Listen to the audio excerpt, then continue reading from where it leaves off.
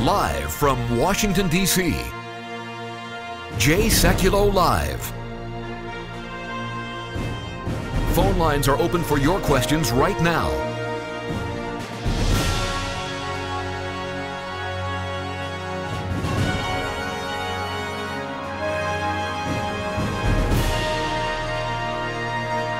And now, Chief Counsel for the American Center for Law and Justice, Sekulow.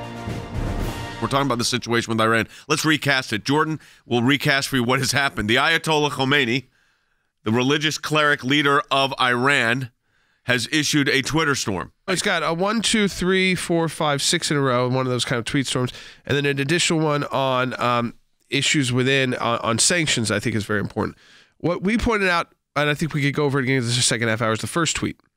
Recently, U.S. officials have been talking blatantly about us. Really? We have freedom of speech here in our country. They're talking blatantly about us. They're talking about war and negotiations. Kind of the two things you do. You negotiate or you end up in war. In this regard, let me say a few words to the people. All caps. There will be no war, nor will we negotiate with the U.S. So you take it all off the table. Smart move. And then he puts an infographic up about why he doesn't want to negotiate with the U.S. But the real key for me is in the third tweet, when he admits Iranian weakness. I mean, it seems like he should be getting in some trouble maybe in Iran if he got the Ayatollah himself admitting that Iran is weak. Because he says the JCPOA, he loved that. That was the deal with the Obama administration, was an obvious example of what negotiations with the United States would bear. We can enter a risky negotiation with the U.S. only when we have reached the achieved and desired level of power in three things: the economy, politics, and culture, so that the U.S. pressure and uproars won't affect us. The Ayatollah of Iran has just admitted that they are too economically weak, too politically unstable domestically, and culturally ununited to even sit down and negotiate with the U.S. All right, so let's break those down. Economically, they are weak. How weak are they, Harry? Well, they are weak, and they're getting weaker by the moment as foreign investment is beginning to dry up. The Iranian currency is beginning to crumble. Inflation rates are rising. And so the price of rice and bread are going up for the common working class individuals in Iran. In addition to which, of course, Iran has a huge income distribution issue because they have transferred huge amounts of assets to the Iranian Revolutionary Guard and the elites. So economically, they have problems. All right, so then they say politics. So they said until we reach the desired level of power in the economy, Harry just addressed politics. What do you think they're referring to? I'm not sure what he's saying there when he's saying politically. Obviously, there's serious dissent among the upper levels and echelons of Iranian society. And if he means political unity, that's not happening in Iran today. They're saying death to the dictators. These guys live in a luxurious environment, and we're down here at the bottom of the spectrum trying to eke out a living. And I think politically he realizes that he's so diverse and so united right now that they can't engage the United States. He's also doing what we predicted on last week's broadcast. He's got another tweet out that I think is very important, and he's got this tweet, and this is to Iranian leaders. Today's livelihood problems do not emerge from the outside. Now, this is after he's blaming sanctions. They are internal. If actions are taken more efficiently, more prudently, more swiftly, and more firmly, #sanctions cannot have much effect, and they can be resisted. Who is he putting the blame on? He is putting the blame on the domestic political leaders in Iran. That is that warning we talked about last week. When you got the Ayatollahs fighting with the local politicians and an interreligious fight between the mullahs. The mullahs started taking to the streets with protesters, blaming the government for mismanagement of funds. Yeah, politically, when he talks about they're not as powerful, I think that's exactly what he's talking about. I think he's going to lay the blame on President Rouhani and his cabinet and look for a change in that government. And I think it was a veiled message towards them. Can I say something here? You're getting incredible analysis coming from this broadcast on this topic, and our team is very well versed in it because not only have we been to the region, but we also have studied this region of the world for a long time. We've written on it extensively. We've got a lot more ahead dealing with Iran. Stay tuned.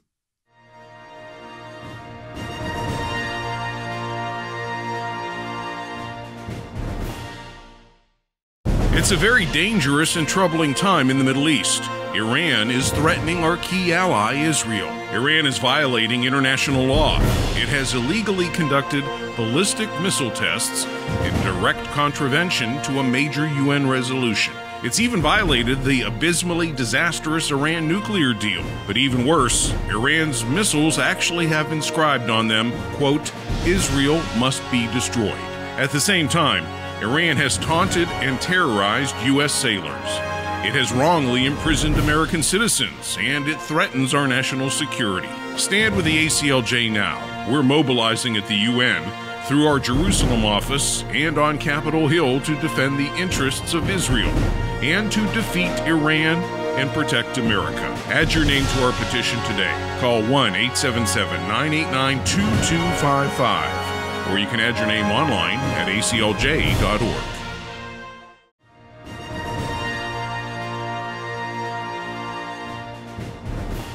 So the Ayatollah Khamenei has issued a Twitter storm. I mean, it's fair to say that's what he's done here. What do you think prompted this lengthy reaction from the Ayatollah?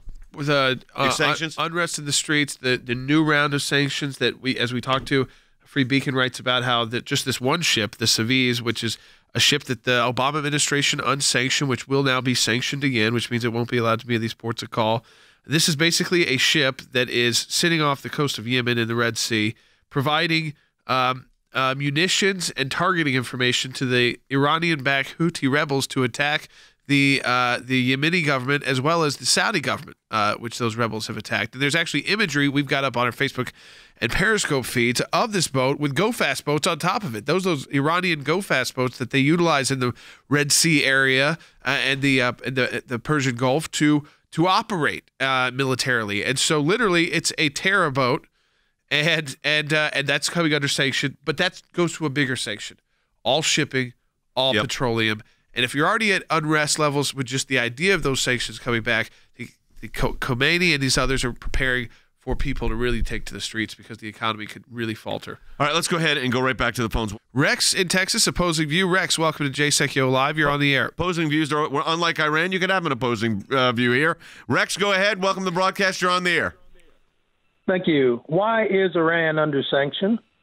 Under sanction for violating all of the agreements that they never really intended to engage in the first place, and that includes nuclear development and funding terror. It starts with funding terror. Yeah, so the funding terror is they're the largest state sponsor of terror in the world, and they've continued that, which was a violation of their so-called agreement. All right?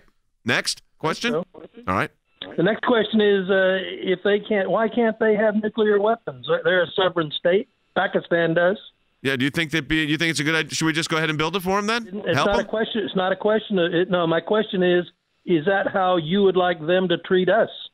I don't care how the Iranians treat us in one sense because I don't trust the regime at all. So it's not a question of how they treat us. It's what are their actual actions. So I don't think you're advocating, Rex, that the Iranians should be allowed to get a nuclear weapon, are you? I didn't say that. Well, that's what you said. Why can't Iran have a nuclear weapon? Because of global instability. That would be the reason. Yeah, they're not a rational actor. Go ahead. Everyone would have a nuclear weapon, and listen, that goes against the whole goal of denuclearizing the world. I mean, the goal is that we don't have to have these weapons, that we won't have to have these weapons, that Russians won't have to, the Israelis, the Pakistanis, Indians. I mean, unless you could go back in history, you could say maybe not great decision when Pakistan goes nuclear, then India must go nuclear. Some of these were mistakes and missteps.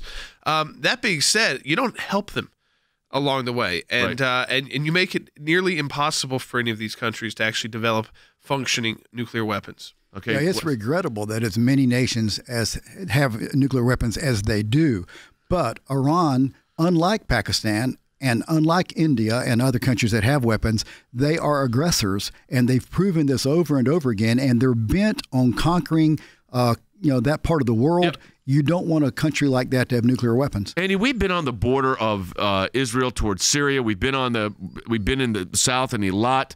We've been on the border of Gaza. We know what Iran is capable of doing in their funding. That's right. This caller doesn't really realize the fundamental thing about a prosecution of a criminal case is you don't give a serial killer an endless supply of guns and knives. And that's exactly what you've got here. You've got a nation that sponsors terrorism, and you're going to say to them, here's some more nuclear weapons so you can continue to export your terror. And that's the fundamental base. You don't give a killer a gun until he just wipes out the entire city. Well, Harry, when you look at the JCPOA, they have not followed through with any of their the so-called parameters. I think you're absolutely correct. And so it's important to take a step back. Iran has been a malevolent force in the world for decades. It has been the number one state sponsor of terror. The JCPOA does what? It helps Iran fund its malevolence. Right. So it makes no sense for the United States to allow the JCPOA to continue without reimposing sanctions on the Iranian regime. You know, Rex's question was why wouldn't it be okay for Iran to have a nuclear weapon? And Jordan said, correctly so, that this would just increase the nuclear area, geopolitically. I had a chance to sit down with Ambassador Bolton and discuss this recently. Well, this was actually a couple of years back in a movie we put together, but I thought it would be a bite worth replaying to show you what the now National Security Advisor to President Trump had to say about this. I think in a multipolar nuclear Middle East, you'd have many countries looking at the one next door saying, I wonder if I should strike first before he strikes me. And I would think at that point the use of nuclear weapons becomes almost inevitable. There you have it. That says it. And then he goes on to say, if Iran has a nuclear weapon, well, the Jordan's going to want a nuclear weapon. The Saudis are going to want a nuclear weapon.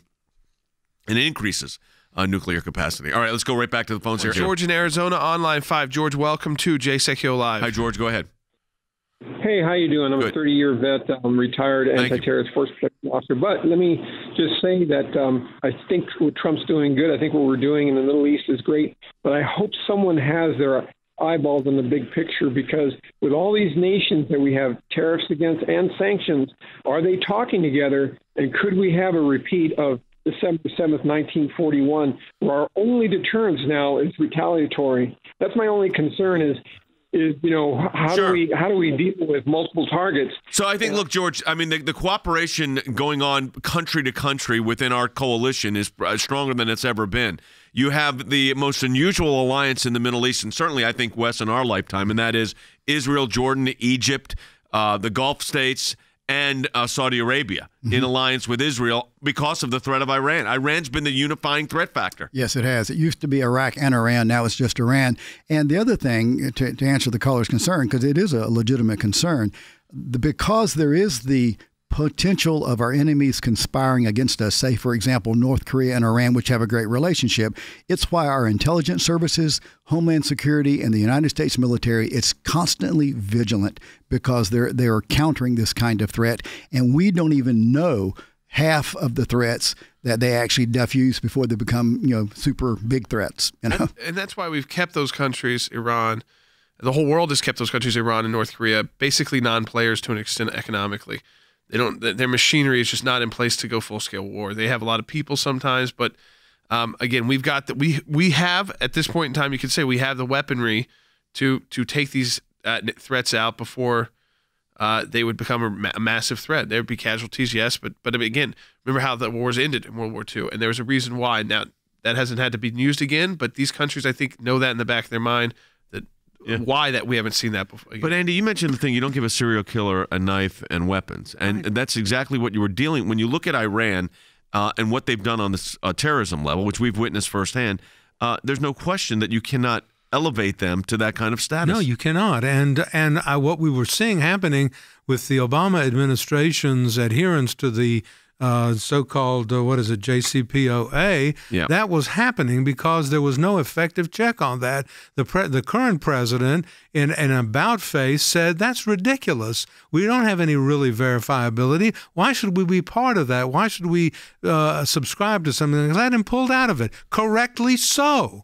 Debbie on Facebook asked us an interesting question, Harry.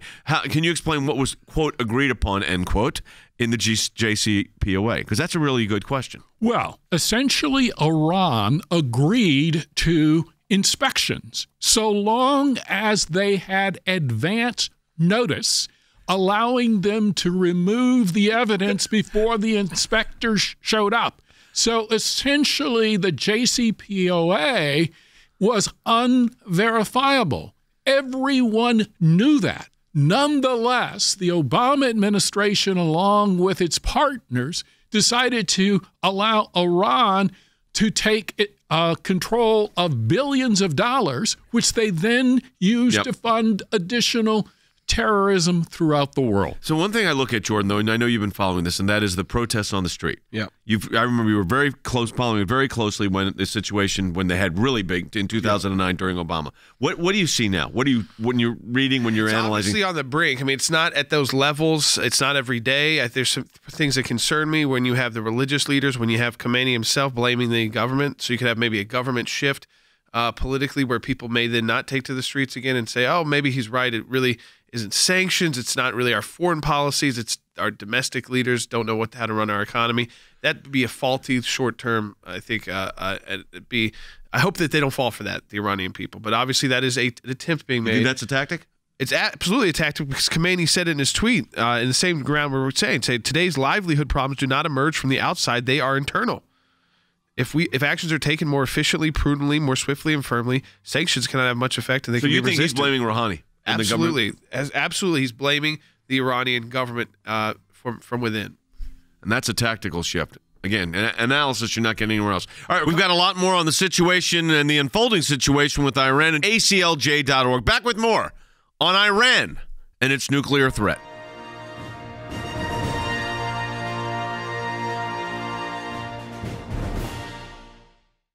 It's a very dangerous and troubling time in the Middle East. Iran is threatening our key ally, Israel. Iran is violating international law. It has illegally conducted ballistic missile tests in direct contravention to a major UN resolution. It's even violated the abysmally disastrous Iran nuclear deal. But even worse, Iran's missiles actually have inscribed on them, quote, Israel must be destroyed. At the same time, Iran has taunted and terrorized U.S. sailors. It has wrongly imprisoned American citizens, and it threatens our national security. Stand with the ACLJ now.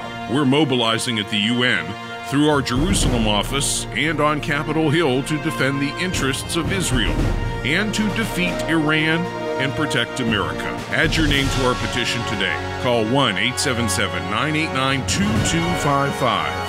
Or you can add your name online at aclj.org.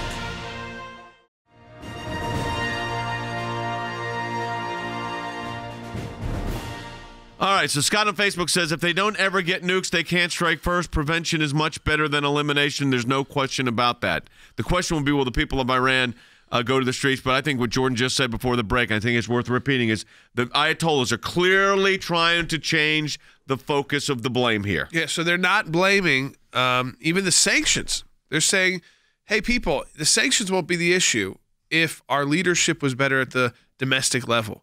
I'm the Ayatollah. I'm the religious authority, and the Iranian Revolutionary Guard is there to protect me and our revolution. But we need better leadership domestically. That's his message now. This is a new shift, and he tweets it out. Today's livelihood problems, so it means being able to buy food, power, education, all of that. Today's livelihood problems do not emerge from the outside. They are internal. If actions are taken more efficiently, more prudently, more swiftly, and more firmly, sanctions cannot have much effect and they can be resisted. Now, I don't agree that sanctions won't have effect, nor can they be resisted, but you see where he's putting the blame is I would feel like if you're Rouhani, if you're the foreign minister and you're all those guys, you may end up in Evin prison pretty soon. Yeah, I think that's what they're trying to do. I mean, that's what you think that's what they're trying to do, Andy? Yeah, it looks like it is. I mean, when you look at the analysis and analyze it the way Jordan has, and it's very well analyzed, he's saying, the sanctions aren't going to hurt us. It's the people who are in power right now beneath me. So we need to get rid of them. Who are creating the situation, and they may be on the way out. All right, let's go ahead and take some phone calls. Yeah, let's go to Bronson in Washington State on line 6. Bronson, welcome to Jay Sekulow. I'm going to send you our book, Unholy Alliance, because you've been holding a long time, Bronson. Go ahead. Oh, yeah, that's okay. Hi. I was wanting to see what you thought about this idea. I was kind of thinking that maybe this whole thing on these tweets of Iran is geared to feed the American media and the Democrats the idea of, because they want to influence the American voter. They want to scare them, kind of like Russia. They were going to send that super missile to Florida, which happened to be a state. And I just wonder if these foreign countries, they want to influence the American opinion. It plays into the narrative. So Harry, I mean, they're playing to him. He's tweeting out in English. Of course, he's trying to play to an American base. I think that's absolutely correct. I think the message is first directed to the Iranian people and secondly directed to the American administration. But thirdly, there's a political message behind it. If the United States changes, in other words, changes who is president, then Iran is prepared to come back to the table, renegotiate the JCPOA, and continue its malevolence and Iranian perhaps election interference. There you go. Yeah, and I think it may require down the road. Counsel. Yeah, there you go. An investigation we'll leave that be. For collusion. Yep. And the Ayatollah is smart because the anti-Trump hysteria in most of the media in the United States, they are looking for a reason to buy into Iran's narrative. Even though Iran, in part of this thing, in that tweet, he said, there will be no war. That way, if something breaks out, well, it's the administration's fault in America, not their fault. In fact, that is so disingenuous. They are already at war. They routinely, through their proxies, attack Saudi Arabia. They attack Israel.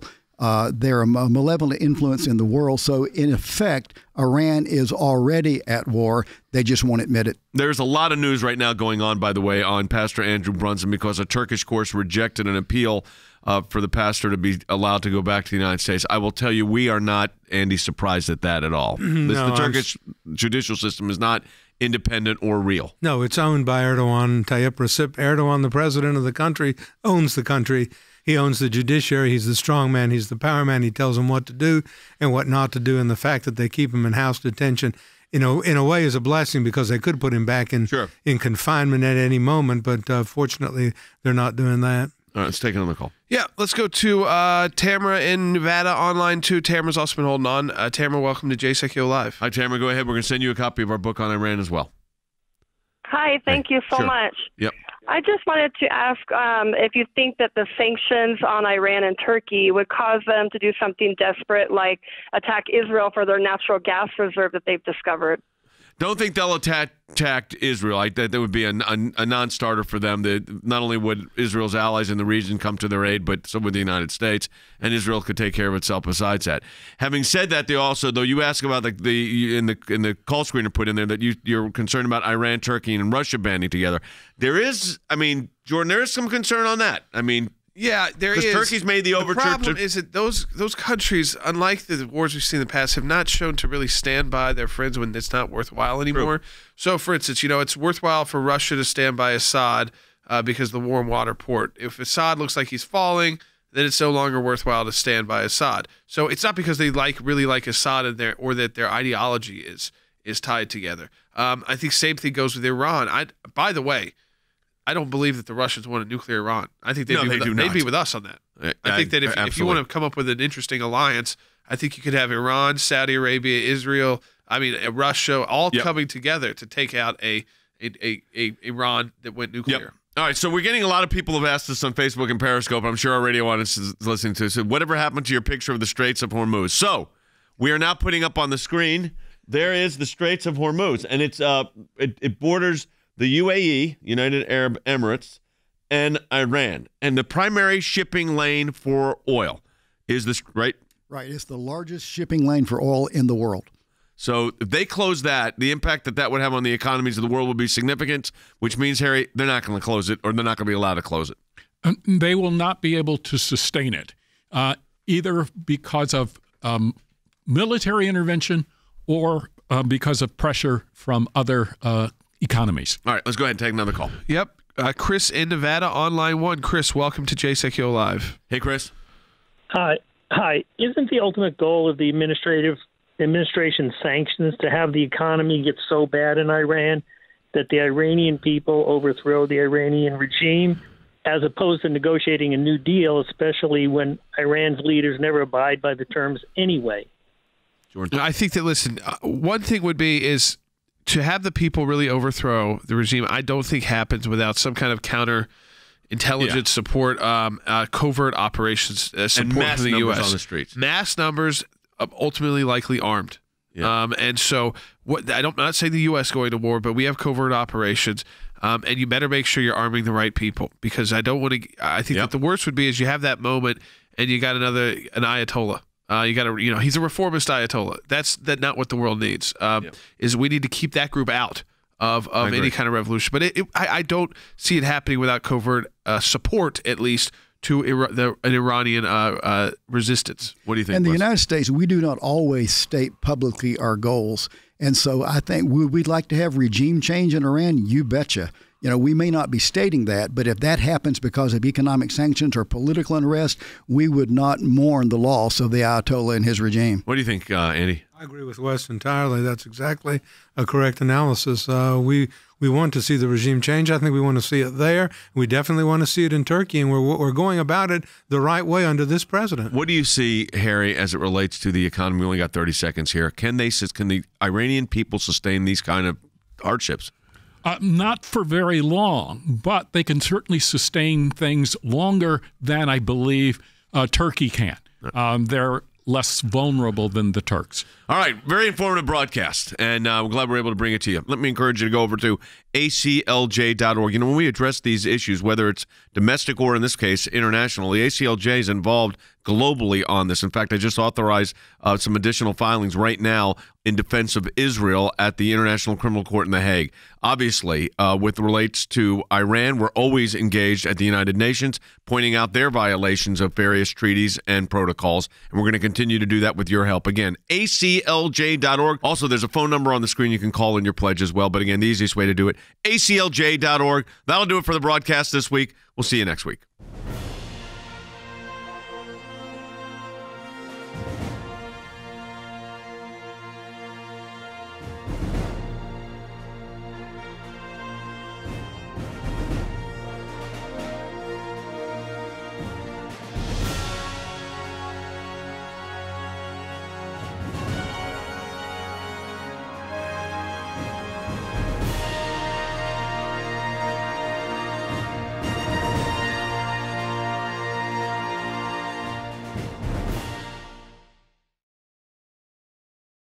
It's a very dangerous and troubling time in the Middle East. Iran is threatening our key ally, Israel. Iran is violating international law. It has illegally conducted ballistic missile tests in direct contravention to a major UN resolution. It's even violated the abysmally disastrous Iran nuclear deal. But even worse, Iran's missiles actually have inscribed on them, quote, "Israel must be destroyed." At the same time, Iran has taunted and terrorized U.S. sailors. It has wrongly imprisoned American citizens, and it threatens our national security. Stand with the ACLJ now. We're mobilizing at the UN through our Jerusalem office and on Capitol Hill to defend the interests of Israel and to defeat Iran and protect America. Add your name to our petition today. Call 1-877-989-2255. Or you can add your name online at aclj.org.